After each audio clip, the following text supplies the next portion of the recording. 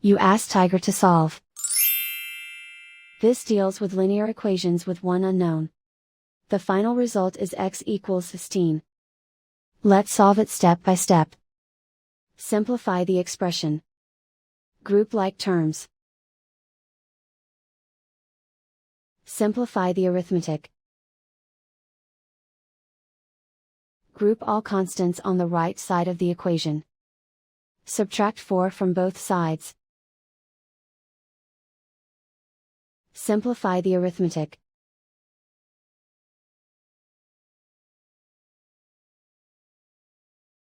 Isolate the x. Divide both sides by 11. Simplify the fraction.